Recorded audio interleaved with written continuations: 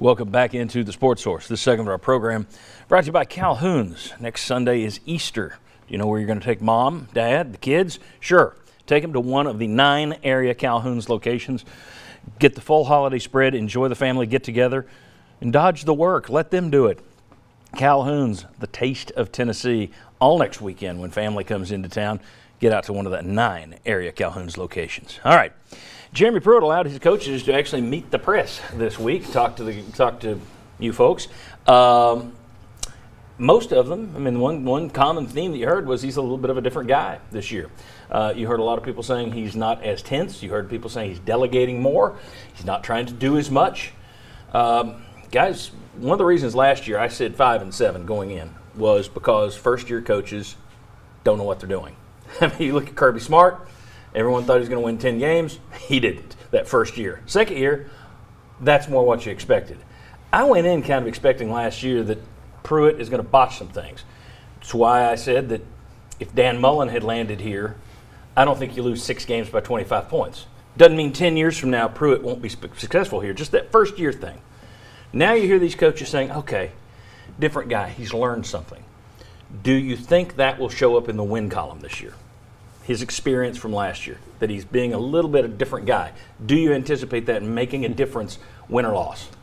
I do, but I don't think it's going to show up with a great deal of difference in the win column. Not an appreciable difference. Not an appreciable difference. And here's why. Look, I think he's going to let Jim Chaney run the offense. I think that Pruitt last year had a lot of influence on Tyson Helton running the offense. Now, he's given the defense to Ansley. He says Ansley can finish his sentences, so they are on the same page.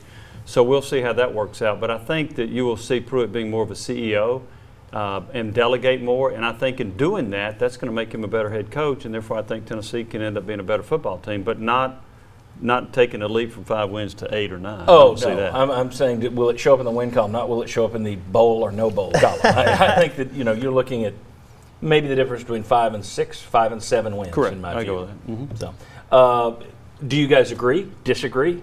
Is this just noise to you? Well, I agree, and I would start with Jim Chaney in the offense. I'd be surprised if we see an offensive assistant walk over and have to hand the play sheet play chart to Jeremy Pruitt this time. I think that Jim Chaney will have more control over that, but also I will see what it means moving forward, but the media getting to talk to the assistant coaches, they might feel a little more empowered in what's going on. We'll see if that carries out again throughout the offseason into next year, but it should. It didn't backfire, right? I think it's good for mad about. I think it's good for everybody at Tennessee: the assistants, Jeremy Pruitt, the media, and the fans. Yeah, I think the biggest thing is, they still have talent and depth issues that you can't coach around that. Sure. But I agree with you. I think that it will be better, and I think that Jeremy Pruitt, he's a bright guy, and one of his strengths is self-assessment. He knows what he doesn't know, and then he tries to learn that, and I think that's going to serve him really well. I mean, he's a really bright guy, and he's not a guy that's really in denial about a lot of things. Like, he's pretty honest with himself and those around him, and I think that can really pay off. And I think, I think he knows he was spread a little thin. I mean, if Chris Rump is willing to say that to us, yeah, I can bet you that Jeremy Pruitt after the season said, guys, some stuff didn't work out. We got to change some things, and I think that's going to serve the program well in the long run. I think you showed that in the fact you changed up both coordinators. Mm-hmm. Yeah, I mean that shows. Rick Barnes obviously noticed it as he was fighting for $130,000 for his crew, and here's $2.5 million for Pruitt to get new coordinators in year 2. But I think that was a positive in that it showed Pruitt early on can admit screwed up here and here a little bit. I'm going to tweak the defense. We'll bring somebody new in an offense. I think that's good stuff. How much do you think this makes a difference this year? Yeah, I think it makes a difference. It frees him up to concentrate more, kind of the opposite of what you said, but along the same lines, to concentrate more on what he knows.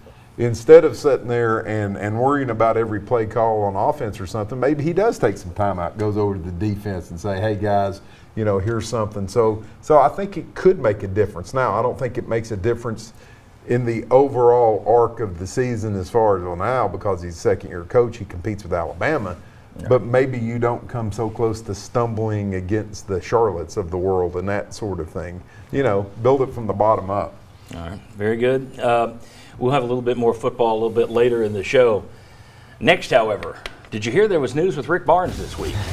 I'm so happy that broke last Sunday night instead of in the morning so we could talk about it. Well, we're going to talk about it next. What went on behind the scenes, Fulmer, Barnes, Boyd, the UCLA thing.